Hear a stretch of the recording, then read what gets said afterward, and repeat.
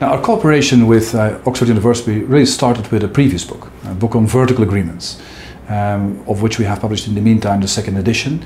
And by the time the second edition came out, we felt a bit it was a lonely child, and we were looking for a little brother or little sister. And when you go from verticals to horizontals, you find quite easily the little sister or little brother we were looking for. And that's what this book is all about: horizontals, cartels and horizontal agreements. What is unique about the book and makes it different from our previous book is that rather than writing the entire book ourselves, we've sliced the sausage of cartels into pieces. And each piece has been given to a private practitioner, somebody who's used to defending companies, and to a public enforcer, typically somebody from the European Commission who's prosecuting these cases. And the two authors give on their theme their own perspective. They do it in a theoretical way by referring to the case law, but at the same time also adding a substantial layer of practical advice. What to do, what not to do. Well, depending on what you're looking for, I think it's a mixed audience. Obviously the specialized lawyers, obviously the company lawyers will be interested. But I could imagine that if a company is confronted with a dawn raid, a commission knocking at the door, looking at the files, that even business people will be able to look at parts of this book, because there are a number of do's and don'ts, tricks of the trade, what to avoid, what to do, which are spelled out in very clear, hands-on terms. Well, the objective of the book is really to bring together viewpoints of the private practitioner and the public enforcer. And that leads indeed to sometimes interesting debates. Let me take an example. The debate about fines and proportionality of fines is one on which the two authors in the book take quite opposing views. The Commission view is clearly that with a 10% limit that is in the regulation, proportionality is being served and the legal standard of proportionality is being met. Whereas a private practitioner does not agree with that. He basically states that even below the limit, there should be a proportionality argument available to companies to ensure that the fine gets lowered. As editors, we have chosen to give complete carte blanche, to say it in proper English, complete carte blanche to the authors. They take the position. The only mission we impose was really make sure that the law is properly described.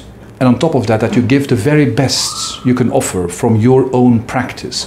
And that even applies to the public enforcers. The Commission officials were being asked to look at what they see companies do, where they make mistakes, and convey the message.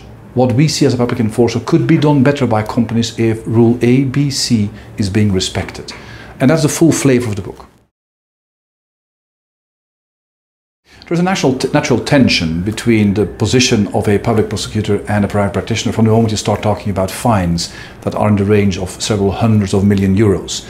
And it's but logical that the public enforcer believes that deterrence is important and therefore high fines are an appropriate tool to achieve deterrence. So to the extent that you would allow proportionality below the 10% limit, you add an additional layer of uncertainty for the public enforcer. And vice versa, the private practitioner will look at this very differently. From his perspective, the fines are probably way out of line.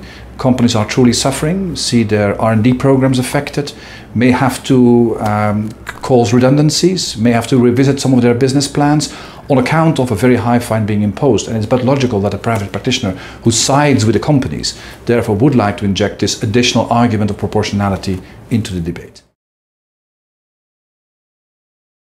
Well, the book contains two parts. There's one big part dealing with cartels, the real bad stuff, the pitch black stuff, the stuff for which you pay high fines.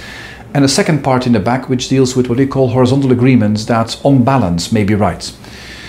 A couple of those are things like joint purchasing, joint R&D. I do R&D with a competitor. We share resources. Another one is standardization. If you standardize certain technical aspects of a product, that may in fact encourage competition. It may make it easier for new entrants to enter the market because their products will be compatible with the products of others. At the same time, you can feel quickly that standardization can become a tool to eliminate competitors. If competitors are not participating in the creation of the standard, or they have difficulties reaching the standard, it may well be they have to leave the market. And therefore, standardization is a typical example of a horizontal agreement not being a cartel, therefore not being pitch black, but requiring this balancing act between is it really efficient or are we in fact eliminating competition?